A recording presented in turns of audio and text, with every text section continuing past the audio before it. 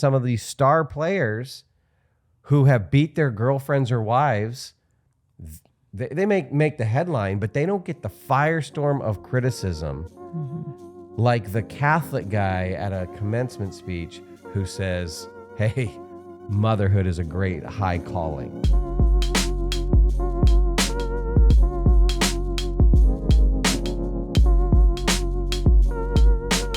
Erin, we're going to open up with some trivia here for you, as we like to do every once in a while.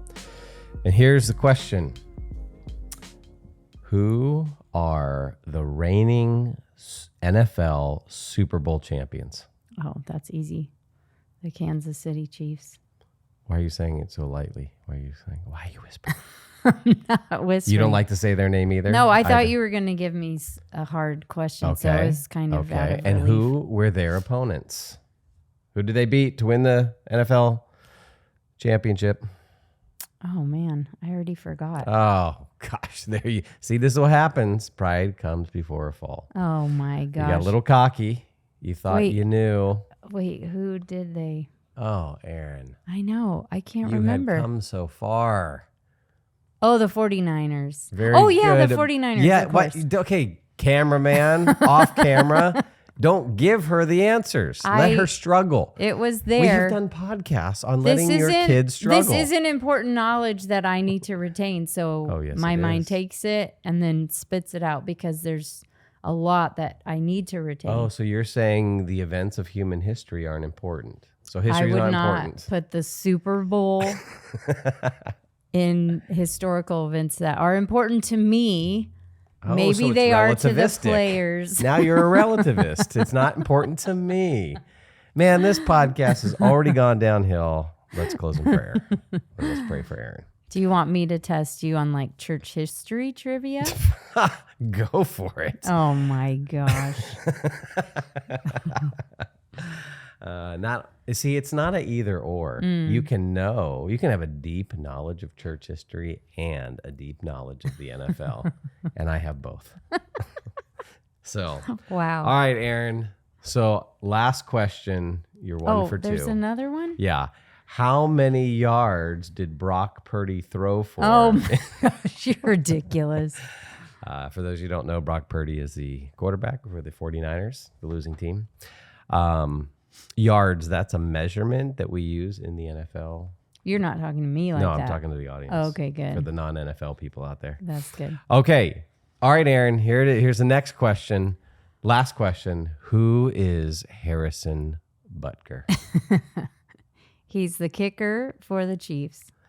He's and one of the most how long successful. Have you known that for? Hey, I did know that because he was like, I remember during the Super Bowl because his kicks helped them to win. And anyway, but I remember them saying he was like 11 for 11 and, something like that. So I know he's like, I think, isn't he the top kicker in the NFL? I don't know if he's a top or one kicker, of the best. He's good. I actually had him on my fantasy team, so he has to be pretty good.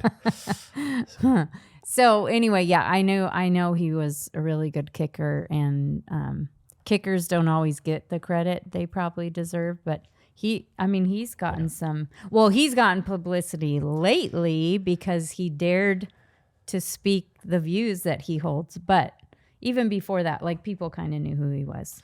Yeah. So thank you, Harrison Butker, for stirring up the cultural pot so that we would have something to talk about on this week's podcast, because when we were just totally out of ideas. Isn't it Butker?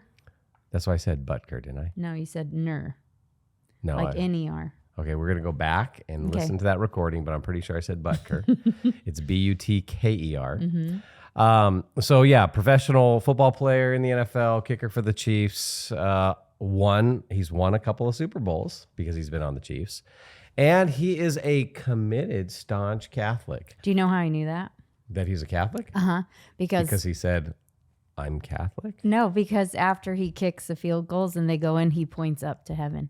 Oh, well, so that Ben means... Roethlisberger used to do that. Well, okay, I didn't know he's Catholic, but I knew he believed in God because you 'Cause he only pointed do to that the if you sky. believe in God. Okay. Well, I thought you were going to say he like crossed himself. That would Oh, make sense. no. Like Troy Polamalu did that. Yeah. who no. is, if you don't know, please Google Troy Polamalu, watch his videos on YouTube, and you will become a Pittsburgh Steeler fan like us. No. So I didn't know he was Catholic, but I do remember him pointing up to heaven when he, gets the kicks. So, Yeah, well- but I definitely know he's Catholic now. Well, good. I'm glad you're up on current events. And for those of you who are listening and you are like, why are we talking about this? NFL football, Butker.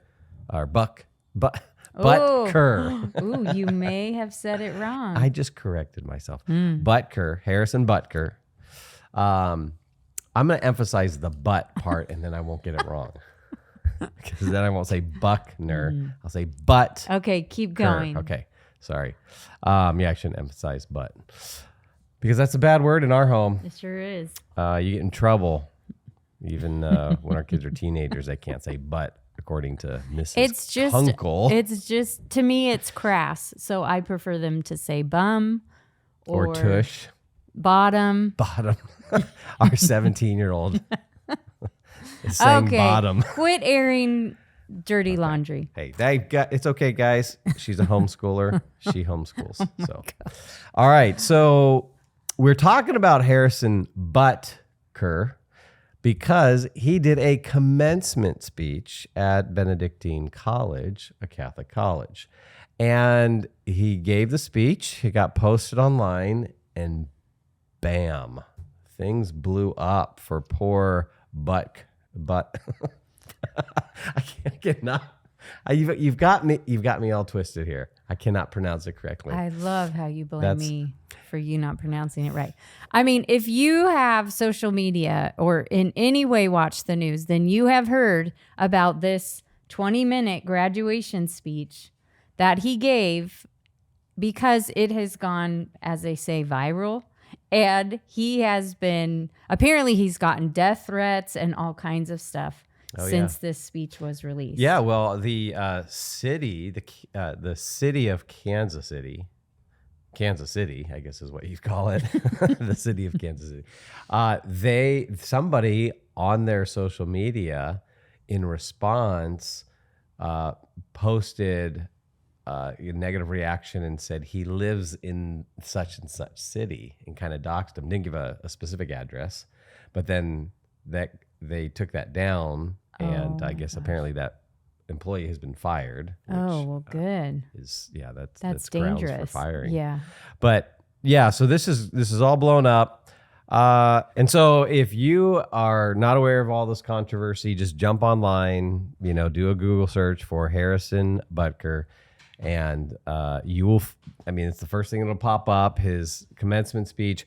We would encourage you, watch the whole thing, okay?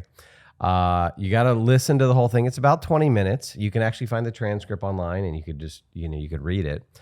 It's a very Catholic speech, just so you know. He's a committed Catholic. So it's very Catholic. Yeah, I mean, when you read it, yes. he's talking Catholic about views come out. Yes. Oh, absolutely. He's talking about the priests and he's talking about the Latin Mass. Yes. And, so I just wanted to give people a warning there. But thanks for taking the opportunity to mock me. And so the reason we suggest watching it. You just skipped over that comment. What'd you say? I said, thanks for taking the opportunity to mock me. You're welcome. So the reason we actually suggest watching it or listening to it or reading the transcript is because there is so much controversy, the culture's talking about it. So before you listen to other people's views, or you probably already have, it's good practice to actually listen to the thing that people are talking about instead of just getting other people's perceptions of it. Because what I found after listening to the speech twice, and then you go and listen to the commentary on the Today Show, for example. You listen to that and you realize by the things they're saying, either it's pretty obvious they didn't listen to the whole speech. But if they did, they weren't listening to it. They just were pouncing on whatever. So it's Or- good practice. Or to, they hear something that doesn't really seem to be there. oh yeah, Or they draw inferences, bad inferences. which to me is usually a sign they have only listened to the clips out of context. And so, so it is good practice to listen to the speech. So one thing, Yeah, which in the world of scholarship, we talk about primary sources. You go to the primary source first. You don't read commentaries on, the writings of Plato or, some ancient writer. yes, You read them first. Yes. And in the same way, don't just, get on social media and see all this reaction to Butker's speech. No, go listen to the speech itself. yeah. And you see this all the time, actually. And I think I notice it when, for example, I'll see this a lot with books in the Christian world or wherever. People will react to books. But when you've actually read the book, a lot of times you hear people comment and you're like, oh, you didn't read it because you're saying things about the book that aren't actually true. So, or it could be worse. You're not a good reader. It could be that too. Yeah, and so and I think this is an important point to draw out and say this is something to teach our families and to teach our kids.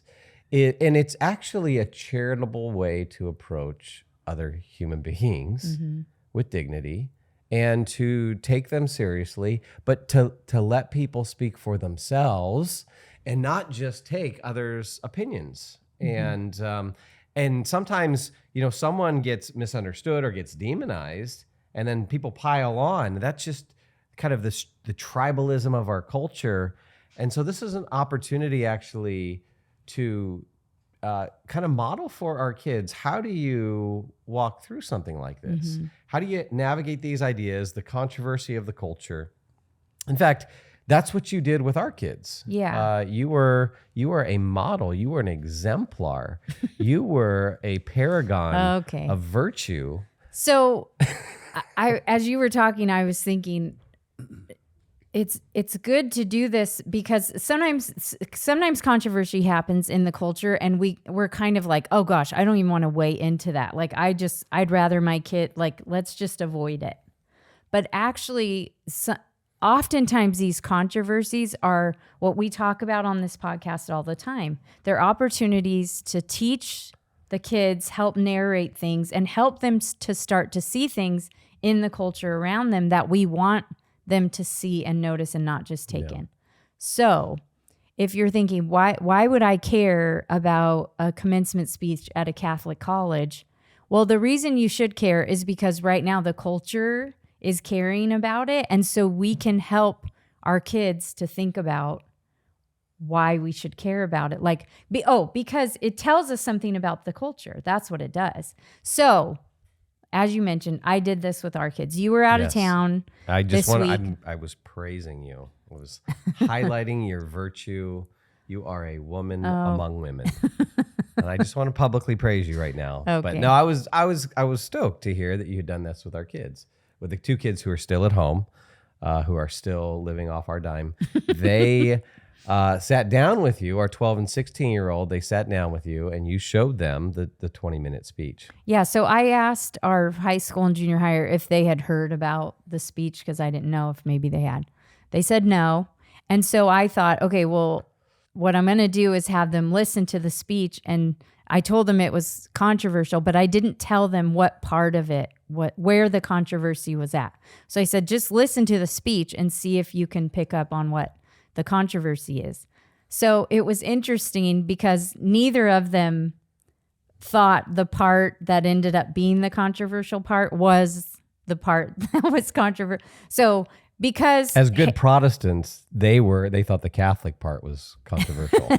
No, they thought he's Catholic. No, they thought his references to the LGBTQ plus community, his references to abortion, they were like, oh, was this the controversy? I'm like, nope. And then another part, was this the controversy? No, that wasn't it either. And so that was even interesting in and of itself. And actually, you were joking about the Catholic thing, but it did actually we had some good conversation about, oh yeah, this is Catholic theology and we're Protestants, so this is where we differ on that. So it led to a lot of good discussion about it. So maybe we'll play the little clip that was the controversial part, and then we'll talk about that a little bit. Yeah, which the transcript that we have right here, we printed out. It's 6 pages. It's a 20-minute speech. I mean, it takes till the 4th page to get to the controversial bit. So there's a lot of context here. We'll just play the most controversial pieces and let you hear that. But again, go back, listen to the whole thing, put it in context. So this is Harrison Butker at the Benedictine College graduation of 2024. For the ladies present today, congratulations on an amazing accomplishment. You should be proud of all that you have achieved to this point in your young lives. I want to speak directly to you briefly because I think it is you, the women, who have had the most diabolical lies told to you. How many of you are sitting here now, about to cross this stage, and are thinking about all the promotions and titles you are going to get in your career? Some of you may go on to lead successful careers in the world, but I would venture to guess that the majority of you are most excited about your marriage and the children you will bring into this world.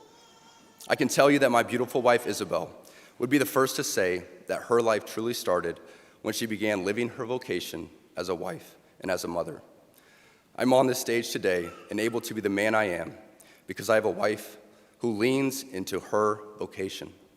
I'm beyond blessed with the many talents God has given me, but it cannot be overstated that all of my success is made possible because a girl I met in band class back in middle school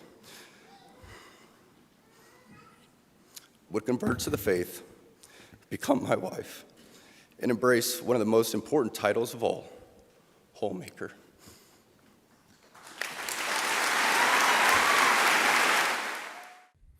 Okay, Erin, so that's the controversial clip. I'm curious, as a woman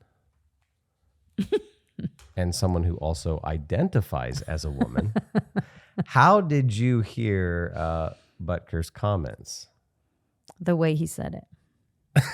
Okay, that's totally unhelpful. How did I hear it? Yeah, okay, so the reaction from culture was, right? You get a lot of people who are upset. Lots of people weighed in immediately. There's a lot of anger from a lot of women on this. In fact, there might be some ladies who are listening to this podcast and they just got triggered again because they listened to that. So I'm curious, you're a woman, you're a mom. Did you take offense to any of that? Well, I think people would assume I didn't, because I'm what he talked about, and that's a homemaker by vocation. So I don't have a paid job outside the home, and I haven't. You do have an unpaid job. You're a MAVEN employee. You just don't get paid for this. So my main vocation is still, and has been for 25 years, homemaker. So I think people would assume, oh yeah, women like Erin aren't going to be offended because I'm in the category that he talked about. But I think there's a lot to what he said that, there's a lot to what he said. I think first of all, he started with what piqued my interest initially was when he said, women, I want to speak directly to you because I think it is you, the women, who have had the most diabolical lies told to you from the culture. And so that of course caught my interest. And then said that although, the women sitting there are getting a college diploma, which I did too. I got a college degree. He said, I would venture to guess that the majority of you are most excited about your marriage and the children you will bring into the world. And then he goes into his reason why he thinks that, and talks about the story of his wife. And then he tethers that to his wife saying that her life truly started. Now, he doesn't mean that literally, and that's one thing he's gotten criticism for, like, oh, your wife thinks she didn't have a life until she was married. Well, of course not. But anyway, that her life really began, meaning, you know, she kind of found her purpose, calling kind of thing when she became a wife and a mother. And then he tethers his own success to his wife and all that she's done as a wife and a mother.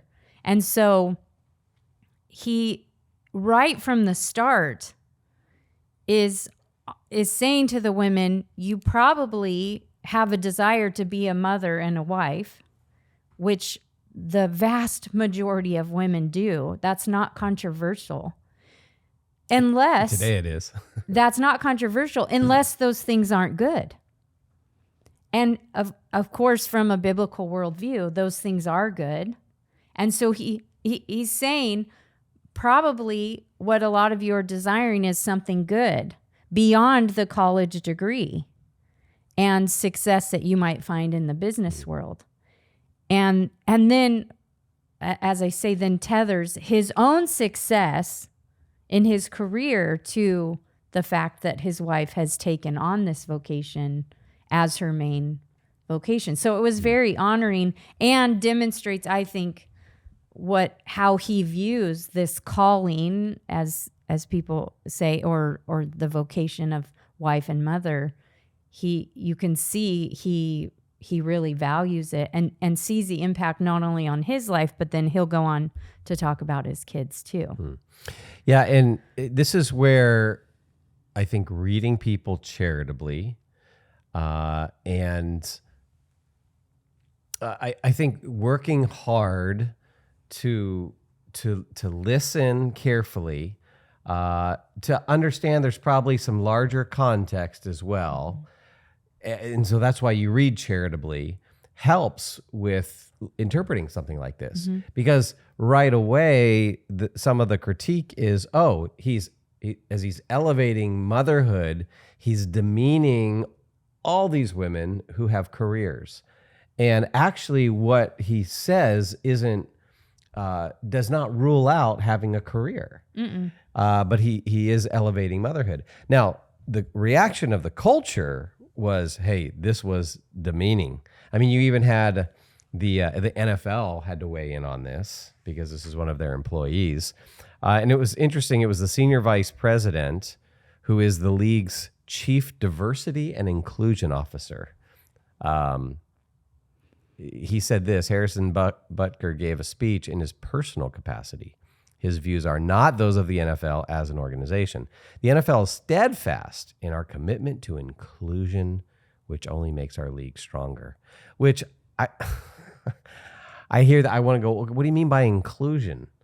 And what do they mean by the NFL's views are not his views? So the NFL doesn't think that that women do desire to be mothers and wives? You're thinking too much. And then if their mission is inclusion, then why wouldn't their statement be, Harrison Butker is an employee of ours, and we include his view among all the many views of the NFL, and we accept and embrace and don't have any problem with it because it's one of the many thousands of views our employees have. Erin, that is a consistent and non-contradictory view of inclusion, and that is not allowed in the culture, okay? Yeah. Inclusion means we include those views that we like. We agree with. Or that we approve of. Yes. And if you hold a view that we don't approve of, you're not included. Yes. But And that's inclusion. But by including everyone, why aren't his views included? And of course, they exclude his views right away. We do not agree with his views. And so Yeah. this is something you could read to your kids. Okay, after they listen to the speech, okay, now here's a statement from the vice president in the NFL, blah, blah, blah. Do you see any problem with what he just said? Yeah. And here is a columnist for the Kansas City Star. His name is Sam McDowell. At first, when I saw it, I thought it was Sean McDowell. We have a friend named Sean McDowell who is an apologist. Different person. And I almost called him up and said, "Hey, what are you doing, man?" This guy says, this wasn't a case of foot and mouth. It was a well-prepared speech. Women listening in the audience, rather than being rewarded with a diploma on graduation day, they actually were awarded. He actually said, "Congratulations on an amazing accomplishment." But that isn't what he considers. Maybe what this guy's saying is rather than merely or only being rewarded with a diploma on graduation day, they were also made to listen as he promoted the role of homemaker, not as an acceptable choice, but as their duty as a husband's servant. Mm-hmm. Dun, dun, dun. And don't you see there that just obvious downgrading of homemaker? It's just so obvious. And this is, of course, one of the views underneath all of this is that homemaker is not viewed in our culture as something to aspire to, as something to be good, that's good to desire. Well, I'm not sure he's saying that. I think he's saying he promoted the role of homemaker not as like an acceptable choice. Like, this is a choice you can make.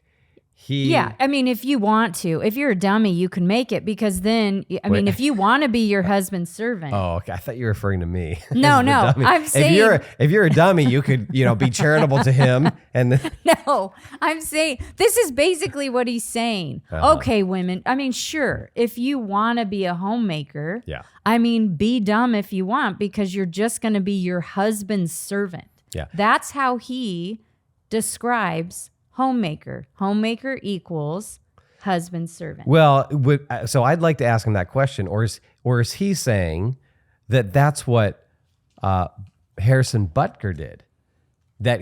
Because then I want to say, either way, you're way off, and this is where, you just got to, you hear the culture, and he sounds like he's equating what he heard or read or whatever of the speech.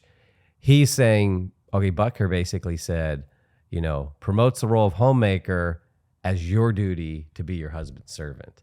All right, if that's your claim, you did not read the speech. And this is why, this is such a good exercise to go through with our families, our kids, is to say, okay, did you hear anywhere in his comments, which ended up being about, 3 paragraphs or so on motherhood,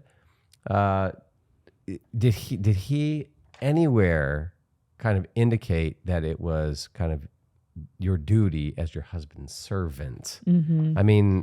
Yeah, because the part of the clip that we didn't play, but he goes on to say that his wife is the primary educator of their children, and that she is the one who actually helps him not to make his career the center of his life.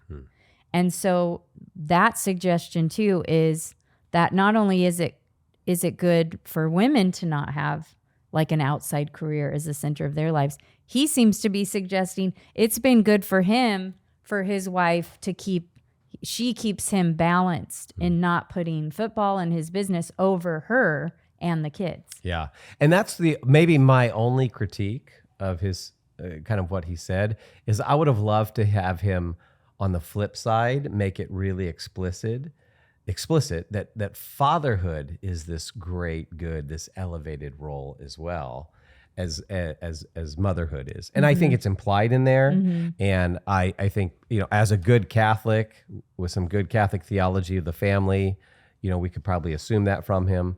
But I think in just this day and age, elevating both motherhood and fatherhood is important. And so that'd be just a small critique that I have. I think he probably feels like he did when he addressed then the men in the audience, which no one is talking very much about the fact that he addresses women and then he moves to the men. Yeah. And so then to the men, the first thing he says is, part of what plagues our society is this lie that has been told to you. So now he moves to the lies that men are told, that men are not necessary in the home or in our communities.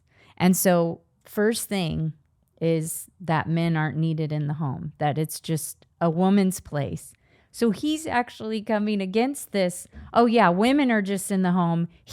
Men are just outside the home. Mm-hmm. The first thing he addresses with men is that you are necessary in the home. Yeah. Yeah. I guess he would probably say, yeah, that would be his way of elevating it. And I see that. And that is where I think we see fatherhood and motherhood really looked down upon in the culture. Whether people, this columnist in the Kansas City Star, he's going to say, well, it's, he might say, oh, it's just one of many choices. And we want to say, no, it's actually more than that. We have an elevated view, I think, that comes from Scripture. And this goes right back to Genesis 1. Genesis 1, you got the creation account. You've got verses 26 and 27 and 28. God makes man and woman, right? He makes man in his image, distinguishes male from female, and that gender binary is vital to the very first command that he gives humanity. And that is become moms and dads. Mm-hmm. Be fruitful and multiply. So right there, the very first command to be fruitful, multiply, fill the earth, and then subdue it, that requires moms and dads. And so those roles are elevated in Scripture, because without those roles, we cannot fulfill God's first commandment to humanity. Mm-hmm. And this was God's original intention from the beginning, and not just a response to a sinful, broken world. Mm-hmm. This is God's design, and it is good. And so we do want to elevate mothers and fathers and say that's actually a biblical view. Now, what's interesting, this is an interesting, I think, contrast, is that you get this firestorm of controversy, this negative reaction to Harrison Butker elevating the view of motherhood, elevating moms who do stay at home and take care of their children. And yet we have NFL player after NFL player after NFL player, week in and week out, making the news for some kind of criminal activity, for domestic abuse, or for gun possession or violence, or whatever. And you don't get this kind of controversy. You don't get beat up. Some of these star players who have beat their girlfriends or wives, they make the headline, but they don't get the firestorm of criticism like the Catholic guy at a commencement speech who says, hey, motherhood is a great high calling. Yeah. What a contrast, which does provide us with some cultural commentary, right? Where are we at in the culture? And I think this is one thing we want to talk to our kids about and our families about. These kinds of things are indicators of where the culture is at, and where the mindset of our culture is at, and what is becoming normal. And this is why this is really important for us to narrate for our kids, because a low view of motherhood, a low view of fatherhood, a low view of family is becoming normalized in the culture. And we can look at the data on marriage and childbearing, and we see that less people are getting married, less people are having children. There are less healthy, intact families out there, and that is an undermining of God's design for humanity. And it's undermining the very foundation of human culture as God's designed it. So this is no small thing. So this is a little flare up in the culture that gives us a little snapshot of where the culture is. And so we need to be aware, because this is the culture our kids are growing up in. These are the messages that are going to bombard them. And we want to help inoculate them from the false messages of the culture, and really help inculcate in them a biblical view of the family. Yeah, because the deeper question about his speech is, like you said, it's a Catholic guy giving basically a Catholic speech. It turns out he actually believes the views of his religion. What? But the important thing to do with our kids is, okay, listen to the speech, whether we agree with it or not on that part. But it's, okay, so then what's God's view of women and motherhood and all of these things? And helping okay, here's the culture's view, and listening to some responses in the culture, which I did that with our kids too. I had them listen to the Today Show clip and some other YouTube clips. There was a former cheerleader who did this really snarky response video to him. So we listened to a couple of these things, and then so get some different views, and then, okay, and now what's God's view of this, because that's actually the most important view. Did Harrison really articulate well what God actually thinks about that? Because that is what he says in the speech, that this is the things that matter to God. And so that's what we want our kids to do, to listen carefully to what people are saying, and then to weigh it with what God is saying. Yeah, and I would just encourage parents listening not to shy away from these controversial things, because, and I get it, you can get some fatigue with some of the stuff that happens. There's just lots of dust up in the culture, but there are times to dive in, not avoid it, and use it as a teaching opportunity with your families and with your kids, and just to help you be a culture watcher yourself. And I think just very practically, we want to, as parents and leaders, and Christian school teachers or youth pastors could take things like this that happen and talk your kids through it. You totally should. Group. This is like this is like culture handing you stuff to talk about with your youth group, and see what the views are of your students, and play the speech. And then if you have girls raise their hand and say, well, I think that I want to have a career, and then say, oh, where did you hear him say you shouldn't have a career? Yeah. And start to push back on, just even to help them be better listeners to what's being said.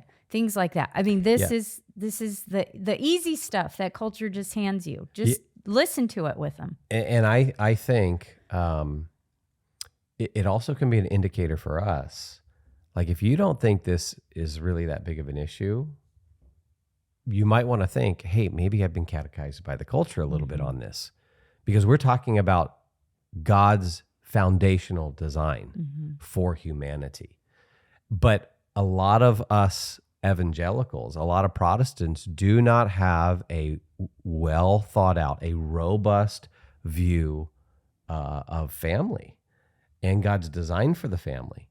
And so we often will take a very secular view, and kids end up kind of just being merely our choice, and you have as many as you want, and they kind of fit into your life and your plans for your life, right? And so if you don't think this is a big deal, maybe you don't have a biblical view. And so there's some examination there, but then being very intentional to counter these kind of cultural narratives, these cultural ideas, with biblical truth. And so, I'm just thinking really practically, okay, how can we do this with our kids at home? Well, this is where we don't even have to be reactive. We've given some ways to be reactive here, right, to respond to this, but just to be proactive. And I think expressing to our kids, being intentional to express to our kids how much joy and satisfaction we receive from being parents, And I hope my kids know. I'm sitting here thinking, I wonder if I've been explicit as I need to be on this, but I would give up all of my career. I would give up MAVEN. In fact, I'm planning on giving up next week anyway. I'm done with this. No, I would give up everything I've, done or accomplished, or, in ministry or my work and my vocation, for the role of dad, for the role of husband and father. Those two, obviously, they're linked in the biblical view, right? I would do anything to have those roles. I'd give up anything else because of the kind of joy and satisfaction I get from that. Those I see as my highest calling. And so saying things like that to our kids, having our kids hear that from us, like, you guys are my greatest joy, you guys are worth every ounce of effort, and I would give up all this stuff for you. And so that's just an example of the kind of thing that we can do to help our kids hear, see, and catch biblical truth. Yeah, and I think when I listened to it with our two kids, and then we were talking afterwards because they weren't able to guess what the right controversy was in the speech. But I said to them, the controversy is that he suggested to the women, and I would suggest to the men too, maybe not as explicitly, but to the women, that they're probably looking forward to one of life's greatest joys, and that is to be a wife and a mother. Not everyone has to do that. Of course, he says that, but he's just kind of affirming this biblical view, part of God's created order, this role that is exclusively for women. Only women can be wives and mothers, and affirming that. And I said to the kids, this is now one of the most controversial things you can say in our culture today. And so we need to be aware of that God's view is not the view of the culture. And the culture seems to really hate God's view. And so we need to be aware of that. If for nothing else, if we're going to articulate things like Harrison Butker did, we should be prepared to have the world hate us the way they're hating him now too. Yeah. I would love to meet Harrison Butker. You read the speech and you think, this is a courageous guy. He's willing to take on the false ideas and the idols of the culture. He's willing to speak the truth. There's some courage here. And this Catholic friend is an example to us. And I think, we can join arms with our Catholic friends and neighbors on these kind of issues, and to do good in the culture. So I just want to personally thank Harrison Butker for stirring up the cultural pot. MAVEN exists to help the next generation know truth, pursue goodness, and create beauty for the cause of Christ. To find out more, check out MAVENtruth.com.